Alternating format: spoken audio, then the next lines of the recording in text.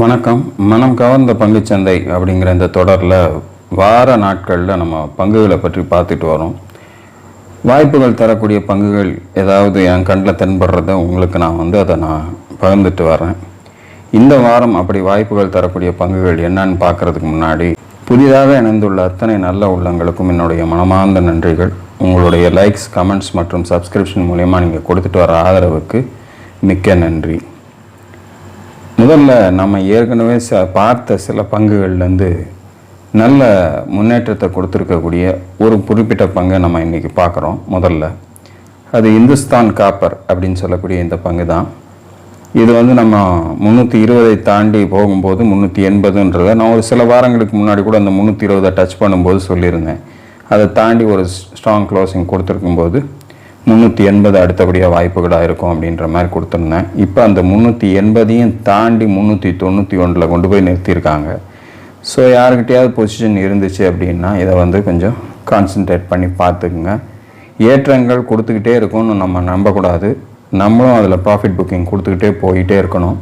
மேலே ஏறிக்கிட்டே இருக்குது அப்படிங்கிற ஒரே காரணத்தை மட்டும் வச்சுக்கிட்டு பேசாமல் இருந்துடக்கூடாது.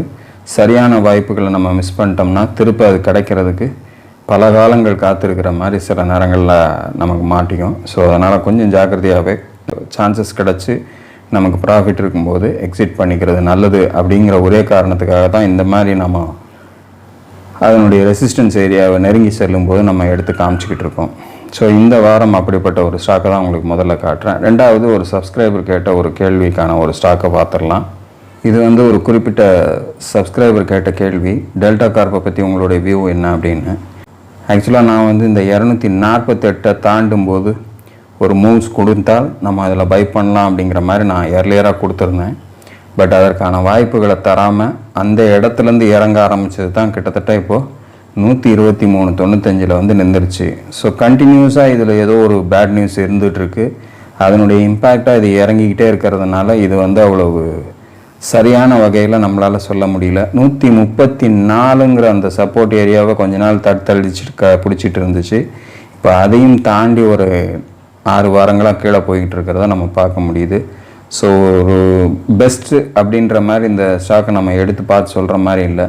அப்படி ஒரு வாய்ப்புகளும் இதை தராதனால நம்ம இதில் என்ட்ரி கொடுக்குறது அவ்வளோ நல்லதில்லை. இன்கேஸ் இந்த 135க்கு மேலே கொஞ்சம் சஸ்டைன் ஆகி நின்றுச்சுன்னா வேணால் நமக்கு மறுபடியும் அந்த 237 வரைக்கும் போகலாம்.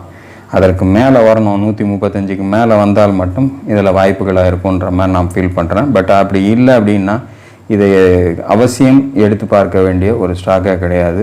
அதை நம்ம ஏற்கனவே நம்ம கொடுத்த இடத்துலையே அது சரியாக பர்ஃபார்ம் பண்ணாமல் கீழே போனதையே நீங்கள் பார்க்கலாம். 248 கீழே அது தடுமாறி வந்துட்டு ஒரே ஒரு வாரம் மட்டும்தான் அது மேலே போயிருக்கு. மறுவாரம் அதற்கான கன்ஃபர்மேஷனை கொடுக்காம நேராக கீழே வந்துட்டதை நம்ம பார்க்க முடியுது. ஸோ வீக்லி சார்ட்டில் பார்க்கும்போது தான் இப்படி ஒரு தெளிவான வழி கிடைக்கும். ஸோ அதுக்கு தான் நம்ம அந்த வீக்லி சார்ட்டை நம்ம செலக்ட் பண்ணி பார்க்குறோம். ஸோ இதுதான் இப்போதைக்கு அந்த சப்ஸ்கிரைபருக்கு உள்ள ஒரு விஷயம். என்ட்ரி இல்லைன்னா பேசாமல் இந்த ஸ்டாக்கை மறந்துடுங்க. என்ட்ரி எடுத்திங்கன்னா ரொம்ப கேர்ஃபுல்லாக இருங்க. ரொம்ப இறங்கி போயிடுச்சுன்னா ஒன்றும் பண்ண முடியாது. 135 சப்போர்ட்டுங்கிறத விட்டு கீழே வந்திருக்கிறதுனால சொல்ல முடியாது. இதனுடைய லோ இப்போ எவ்வளோ போயிருக்கோ அந்த லெவலுக்கு கீழே போகும்போது கொஞ்சம் வீக்காகிறதுக்கு சான்சஸ் இருக்குது. குறிப்பாக சொல்லப்போனால் 110 கீழே போகும்போது கொஞ்சம் ஜாகிரதையாக இருக்கிறது நல்லது. அடுத்து இந்த வாரத்துக்கான ஸ்டாக்ஸுகள் எதுன்றதை நம்ம பார்த்துடலாமா? இந்த வாரத்துக்கான முதலாவது ஸ்டாக்கை நம்ம பார்க்கக்கூடிய ஸ்டாக் ஜிஎம்டிசி. இந்த ஸ்டாக் 435 ரெசிஸ்ட் ஆகிட்டே இருந்தது. அதை தாண்டி கொஞ்சம் மேலே போயிட்டு மறுபடியும் கீழே வந்துட்டு திருப்பி 312 வரைக்கும் மேக்ஸிமம் கீழே லோ போயிட்டு அங்கேருந்து மறுபடியும் அதே 435 கிட்ட நெருங்கி இப்போ க்ளோசிங் கொடுத்துருக்காங்க. ஸோ இந்த 435ங்கிறத விட 445 இந்த வாரத்தினுடைய ஹை மேக்ஸிமம். ஸோ அதை அடுத்த வாரம் கொஞ்சம் வால்யூமோட பிரேக் பண்ணிச்சு அப்படின்னா நமக்கு அடுத்தபடியாக இது 505, அதாவது இதற்கு முன்னாடி ரீசெண்டாக போன ஒரு டாப்புக்கு இது போகிறதுக்கான வாய்ப்புகளாக இருக்கும் அப்படிங்கிற மாதிரி எதிர்பார்க்குறேன். அந்த 445க்கு மேலே அடுத்த வாரம் க்ளோசிங் இருக்கும்போது மட்டும் நம்ம பார்க்கணும். அதையும் தாண்டி மூவ்மெண்ட் இருந்தால் மட்டும்தான் அந்த 505க்கு சான்சஸ் இருக்கும். ஸோ அதை தாண்டி 505ஐயும் தாண்டி க்ளோசிங் கொடுத்தாங்க அப்படின்னா ஒரு ஃப்ரெஷ் பிரேக் அவுட் இந்த பர்டிகுலர் ஸ்டாக்கில் கிடச்சி 623 வரைக்கும் போகிறதுக்கான வாய்ப்புகளாக இருக்கும் அப்படிங்கிறது தான் ஜிஎம்டிசியை பொறுத்தளவில் என்னுடைய எண்ணம். காரணங்கள் இதுதான். இந்த இடத்துலேருந்து தான் 505லேருந்து தான் கீழே 312 வரைக்கும் வந்திருக்கு. ஸோ 312லேருந்து மறுபடியும் 505க்கு இப்போ போகிறதுக்கு தன்னை தயார்படுத்திக்கிட்டு இருக்குது. ஸோ அதை பேசிக்காக வச்சு நீங்கள் பிளான் பண்ணுங்கள். இந்த 445 கடந்து ஒரு க்ளோசிங் கொடுத்தால் மட்டும் நமக்கு அந்த மூமெண்ட் கிடைக்கிறதுக்கான சான்சஸ் இருக்கும் அப்படின்னு எதிர்பார்க்குறேன். 445க்கு மேலே அடுத்த வாரம் மூமெண்ட் எடுத்து நல்லா ஸ்டடியாக நிற்குதுன்னா மட்டும் நீங்கள் என்ட்ரி கொடுங்க. அதுக்கு அடுத்த வாரம் அது ஸ்டடியாக போக ஆரம்பித்தா டெஃபினட்டாக நமக்கு அந்த 505 போகிறதுக்கான சான்சஸ் ஒரு பர்சன்டேஜ் வைஸாக ஒரு 70 to 80% நமக்கு எந்த ஒரு பேட் நியூஸும் இல்லாத போது அந்த லெவலை நோக்கி போகிறதுக்கு சான்சஸாக இருக்கும். ஸோ நம்ம அப்படி தான் பிளான் பண்ணிக்கணும். அதையும் தாண்டிடுச்சு அப்படின்னா ஒரு ஃப்ரெஷ் பிரேக் அவுட் கொடுத்து அங்கேருந்து 623 வரைக்கும் போகிறதுக்கு ஜிஎம்டிசியில் சான்சஸாக இருக்கும். ஸோ பிளான் பண்ணி இதனுடைய என்ட்ரியை நீங்கள் கொடுங்க. ஒருவேளை 445 தாண்டாமல் கீழே வந்துருச்சுன்னா நம்ம என்ட்ரி கொடுக்குறதுல எந்த விதமான பிரயோஜனமும் இல்லை அப்படிங்கிறத எடுத்துக்கணும். அடுத்த ஸ்டாக் பார்க்கலாம். இரண்டாவதாக நம்ம பார்க்கக்கூடிய ஸ்டாக் வந்து சாரேகாமா இந்தியா அப்படின்னு சொல்லக்கூடிய இந்த ஸ்டாக்கு. ஸோ 430க்கு மேலே இதற்கு முன்னாடி ஒரு க்ளோசிங் போகலை. ஆனால் இந்த தடவை இந்த 430க்கு மேலே ஒரு க்ளோசிங் கொடுத்துருக்காங்க. 443.90 அப்படிங்கிற லெவலில் க்ளோசிங் இருக்குது. கடந்த 2 வாரங்களாகவே வால்யூம் வந்து ஒரு நல்ல ஒரு வால்யூமோடு தான் இருந்துக்கிட்டு இருக்குது. ஸோ இந்த புஷ் அடுத்தது 460 தாண்டி போகக்கூடிய வாய்ப்பு கொடுத்துச்சுன்னா ஃபஸ்ட் லெவலாக 491 அப்படிங்கிற லெவலுக்கு போகிறதுக்கு இந்த பர்டிகுலர் ஸ்டாக்கில் சான்சஸாக இருக்கும்னு எதிர்பார்க்குறேன். அதையும் தாண்டி ஒரு ஸ்ட்ராங் க்ளோசிங் கொடுத்தாங்க அப்படின்னா நெக்ஸ்ட் லெவலாக 603 அப்படிங்கிற லெவல் இந்த பர்டிகுலர் சாரேகாமாவில் வரத்துக்கு சான்சஸாக இருக்கும். ஸ்ட்ராங்காக மூவ் ஆகும்போது இந்த 2 லெவலும் நமக்கு அடுத்தடுத்த லெவலாக வரத்துக்கு சான்சஸாக இருக்கும். ஸோ பிளான் பண்ணுங்கள். அடுத்த வாரம் இந்த பர்டிகுலர் ஹையை கிராஸ் பண்ணி போச்சு அப்படின்னா இந்த 2 லெவலும் 491 and 603 வாய்ப்புகள் அமையும் அப்படிங்கிற மாதிரி எதிர்பார்க்குறேன். என்ன செய்யுதுங்கிறத வெயிட் பண்ணி பார்ப்போம். அடுத்த ஸ்டாக்கு பார்க்கலாம். மூன்றாவது நம்ம பார்க்கக்கூடிய ஸ்டாக் வந்து NLC India, Neyveli lignite corporation சொல்லக்கூடிய இந்த ஸ்டாக்கு. ரொம்ப நாளாக கிட்டத்தட்ட 100 ரூபாய்க்கும் கீழே இருந்துகிட்டு இருந்த அந்த ஸ்டாக்கு இப்போ தான் கொஞ்சம் ஷைன் ஆகி கிட்டத்தட்ட 250 ரூபா ரேஞ்சில் இப்போ ட்ரேடிங் நடந்துகிட்ருக்கு.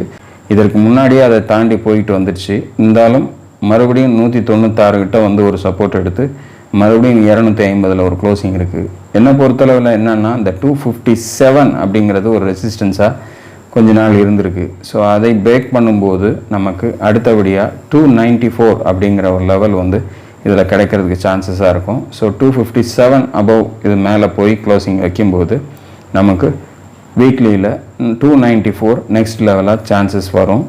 அதையும் தாண்டிச்சு அப்படின்னா ஒரு ஃப்ரெஷ் பிரேக் அவுட் கொடுத்து 353 வரைக்கும் அடுத்தபடியாக போகிறதுக்கு என்எல்சியில் சான்சஸாக இருக்கும் அப்படின்னு எதிர்பார்க்குறேன். ஸோ நீங்களும் வந்து அதனுடைய போக்கை பாருங்கள். 257க்கு மேலே கடந்து சென்றால் மட்டும் நம்ம அதில் வாய்ப்பு எடுத்து அதில் முயற்சி செய்யலாம். அதுக்கு நமக்கு லெவல்ஸாக 294ம் 353யும் நமக்கு இந்த பர்டிகுலர் ஸ்டாக்கில் கிடைக்கிறதுக்கு சான்சஸாக இருக்கும். ஸோ லெவல்ஸை தாண்டினா மட்டும் நம்ம பை பண்ணோம் அப்படின்னா தான் அது வந்து நமக்கு பெஸ்ட்டாக ஒர்க் அவுட் ஆகும். ஸோ அதை மறந்துடாதீங்க. நான் அதே மாதிரி போன வாரம் ஒரு ஸ்டாக்கை போட்டிருந்தேன். அந்த லெவல்ஸை கட் பண்ணலை அப்படின்னா அந்த ஸ்டாக்கை எடுக்கக்கூடாது. காட்டுறேன் பாருங்கள். இந்த தானி சர்வீசஸ் அப்படிங்கிறது போன வாரத்தில் கடைசியில் சொல்லும்போதே சொன்னேன் 55 தாண்டினா மட்டும் அதை பை பண்ணுங்கள், அதற்கு முன்னாடி போய் எதுவும் பண்ணிட வேண்டாம் அப்படிங்கிற மாதிரி. இந்த வாரம் பாருங்கள், அது கரெக்டாக அந்த 55க்குள்ளேயே தான் இந்த வாரமும் நிறுத்தியிருக்காங்க. ஸோ அப்படி இருக்கும் பட்சத்தில் நம்ம தவறி கூட நம்ம வாங்கிடக்கூடாது. இன்கேஸ் அதை தாண்டி மேலே போனால் கூட அதனுடைய வீக்லி க்ளோசிங் அதற்கு மேலே இருக்குதா அப்படிங்கிறதையும் நம்ம வாட்ச் பண்ணணும். அதுக்கு தான் நம்ம ஃப்ரைடே டிசிஷன் எடுத்தோம்னா ஓரளவுக்கு சேஃப்டியாக இருக்கும். பட் ஆனால் சில ஸ்டாக்குகள் நமக்கு அந்த டைம் வரைக்கும் டைம் கொடுக்காம முன்னாடியே மூவ் ஆகிறதுக்கும் வாய்ப்புகளாக இருக்கும். பரவாயில்ல, போனாலும் பரவாயில்ல, நம்ம விட்டுறணும். ஆனால் நமக்கு தெளிவாக தெரியாமல் என்ட்ரி கொடுத்துடக்கூடாது அப்படிங்கிறது தான் முக்கியம். என்ட்ரி எடுத்துட்டோம்னா ஒரு வேளை திரும்பி கீழே வருது அப்படின்னா அதை சேஃப்டியாக ஸ்டாப் லாஸ் போட்டு க்ளோஸ் பண்ணிக்க வேண்டியது உங்களுடைய பொறுப்பு. ஸோ அதை நீங்கள் வந்து மனசில் வச்சுட்டு வேலை செய்யுங்க. அதே மாதிரி போன வாரத்தில் கொடுத்த இன்னொரு ஸ்டாக்கையும் காட்டுறேன் பாருங்கள். இதுதான் போன வாரத்தில் நான் காமிச்ச இன்னொரு ஸ்டாக்கு. 537க்கு மேலே 2 க்ளோசிங் வந்து இருந்திருக்கு அப்படிங்கிறதுனால மேற்கொண்டு இது மூவ் ஆச்சுன்னா இந்த போன வாரத்தினுடைய ஹையை கட் பண்ணி போக ஆரம்பிச்சதுன்னா மேலே போகிறதுக்கான வாய்ப்புகளாக இருக்கும். இன்ட்ரீம் லெவலாக ஃபஸ்ட்டு நமக்கு 646 ஃபஸ்ட் லெவலாக இருக்கும் அப்படிங்கிற மாதிரி நான் போட்டிருந்தேன். கிட்டத்தட்ட 663 வரைக்கும் இந்த வாரம் போயிருக்கு மேலே டாப்பாக. அது இல்லாமல் 646க்குள்ளே தான் கொண்டாந்து மறுபடியும் க்ளோசிங் கொடுத்துருக்காங்க. ஸோ இந்த சேஃப்டியாக அப்படி க்ளோஸ் பண்ணும்போது நம்ம உஷாராக இருக்கணும். மேற்கொண்டு அடுத்த லெவலுக்கு அது போகாமல் இருந்துச்சுன்னா மறுபடியும் இந்த 537 நோக்கியே மறுபடியும் வந்துடலாம். அதை கட் பண்ணும்போது 428க்கு போயிடலாம். இல்லை அடுத்த வாரம் 646க்கு மேலே கொண்டு போய் க்ளோசிங் கொடுத்தாங்க அப்படின்னா நம்ம எதிர்பார்க்குற அடுத்த லெவலான 780 நோக்கி போகிறதுக்கு சான்சஸாக இருக்கும். ஸோ இதெல்லாம் கொஞ்சம் கொஞ்சம் நம்ம பிளான் பண்ணி ஒவ்வொன்றும் ரொம்ப மைன்யூட்டாக நம்ம கணக்கு போட்டு நம்ம வேலை செய்யணும். சொல்கிறது ரொம்ப ஈஸி. நான் என்னை பொறுத்தளவில் நான் சொல்கிற வார்த்தைகள் ஒரு இன்வெஸ்டராக உட்காந்துட்டு ஈஸியாக நம்ம வந்து இப்படி இருந்தால் இப்படி இருக்கும், இப்படி இருந்தால் இப்படி இருக்கும்ன்றது சொல்கிறது ரொம்ப ஈஸியாக நம்ம சொல்லிட்டு போயிடலாம். ஆனால் அதே சமயத்தில் அதை செய்யக்கூடிய உங்களுக்கு எவ்வளோ கஷ்டங்கள் இருக்கும்னு எனக்கும் தெரியும் ஆஸ் எ இன்வெஸ்டராக. இருந்தாலும் கூட நம்ம வந்து ஒவ்வொன்றும் செய்யும்போது தான் நமக்கு பயிற்சி. ஸோ அதை மறந்துடாதீங்க. நான் காட்டக்கூடிய இந்த விஷயங்கள் கொஞ்சம் உங்களுக்கு என்னடா இடையில நமக்கு ஸ்டாக்கை சொல்லுவார்னு பார்த்தா இந்த மாதிரி காமிச்சிக்கிட்டு இருக்காருன்னு கூட எரிச்சலை உண்டு பண்ணலாம். காரணங்கள் இதுதான். இதை நீங்களும் தெரிஞ்சுக்கிட்டிங்கன்னா தான் உங்களால் அடுத்து வரக்கூடிய ஸ்டாக்குகளை சரியாக செலக்ட் பண்ணுறதுக்கு சௌகரியமாக இருக்கும். அப்படிங்கிறதுக்கு தான் இந்த மாதிரி எக்ஸாம்பிள்ஸையும் நான் இடையில எடுத்து காமிச்சிக்கிட்டு இருக்கேன். அடுத்த ஸ்டாக்கை பார்க்கலாம். அடுத்தபடியாக நம்ம பார்க்கக்கூடிய ஸ்டாக் வந்து housing and urban development corporation சொல்லக்கூடிய ஸ்டாக்கு. அட்கோ அப்படிங்கிற மாதிரி சிம்பிள் இருக்கும். இந்த பர்டிகுலர் ஸ்டாக் இதுக்கு முன்னாடி 226 ரூபா 45 காசு வரைக்கும் போயிருக்கு. இப்போ வந்து இந்த பர்டிகுலர் ஸ்டாக்கினுடைய ரேட் வந்து 228 ரூபா 10 காசில் இந்த வாரம் க்ளோசிங் கொடுத்துருக்காங்க. ஸோ மேக்ஸிமம் இதனுடைய பழைய ஹையை கிராஸ் பண்ணி இந்த வாரம் க்ளோசிங் கொடுத்துருக்கிறதுனால ஃப்ரெஷ்ஷாக ஒரு டாப் பிரேக் பண்ணி மேலே இருக்கிறதுக்கு ஒரு சான்சஸ் கொடுத்துருக்கு. ஸோ அடுத்த வாரம் இப்போ ரீசெண்டாக போயிருக்கக்கூடிய இந்த ஹை 234க்கு மேலே போகும்போது இன்னும் கொஞ்சம் அதிகமாகவே மேலே போகிறதுக்கான வாய்ப்புகளை கொடுக்கும். அப்படி வரும்போது 272 நெக்ஸ்ட் லெவலாக நமக்கு கிடைக்கலாம். அதையும் தாண்டி ஒரு ஸ்ட்ராங் க்ளோசிங் கொடுத்தாங்கன்னா 346 நெக்ஸ்ட் லெவலாக போகும். ஸோ இந்த பர்டிகுலர் ஸ்டாக்கில் நமக்கு 234க்கு மேலே அது மூவ் ஆகும்போது நமக்கு இந்த பர்டிகுலராக 272 அண்ட் 346 நெக்ஸ்ட் லெவலாக கிடைக்கும் அப்படின்னு எதிர்பார்க்குறேன். ஸோ வாட்ச் பண்ணுங்கள். மூவ்மெண்ட் சரியாக இருந்துச்சுன்னா மட்டும் மார்க்கெட் சப்போர்ட் பண்ணும்போது இந்த மாதிரி ஸ்டாக்கில் என்ட்ரு ஆகுங்க. அடுத்த ஸ்டாக் பார்க்கலாம். ஐந்தாவதாக நம்ம பார்க்கக்கூடிய ஸ்டாக் வந்து மதர்சன் அப்படின்னு சொல்லக்கூடிய இந்த ஸ்டாக்கு 130 இதற்கு முன்னாடியான ரெசிஸ்டன்ஸாக இருந்துச்சு. இப்போ அதுக்கு மேலே 131 ஸ்லைட்லி அப்படி மேலே கொண்டு போய் க்ளோசிங் கொடுத்துருக்காங்க.